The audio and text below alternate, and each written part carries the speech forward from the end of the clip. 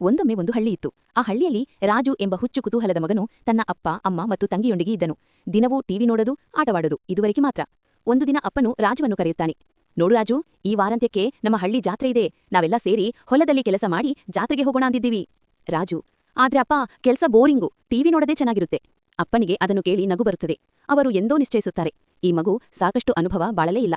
ಅರುಣೋದಯದ ದಿನ ಅಪ್ಪ ರಾಜುವನ್ನು ಎದ್ದು ಬರುವಂತೆ ಮಾಡುತ್ತಾನೆ. ಹೊಲಕ್ಕೆ ಕರೆದೊಯ್ಯುತ್ತಾನೆ. ಮೊದಲನೇ ಬಾರಿ ಕೆರೆ ಹತ್ತಿ ನೋಡಿದಾಗ ರಾಜು ಅಚ್ಚರಿಗೊಳ್ಳುತ್ತಾನೆ. ಹಕ್ಕಿಗಳ ಶಬ್ದ, ಗಾಳಿ, ಸೂರ್ಯೋದಯ ಎಲ್ಲವೂ ನಿಜವಾದ ಮಜಾ. ಕೆಲಸ ಮಾಡುತ್ತಿದ್ದಾಗ ಅಪ್ಪ ಹೇಳುತ್ತಾನೆ, ನೋಡು ರಾಜು, ನಾವು ಮಾಡೋ ಪ್ರತಿಯೊಂದು ಕೆಲಸಕ್ಕೂ ಅದರ ಹಿಂದೆ ಒಂದು ಸೊಗಸು, ಒಂದು ಪಾಠ ಇರುತ್ತದೆ. ರಾಜು ಮುಗುಳು ನಗುತ್ತಾನೆ. ಮೊದಲ ಬಾರಿಗೆ ಪೈಲ್ವಾನ್ ಥರ ದುಡಿಯುತ್ತಾನೆ.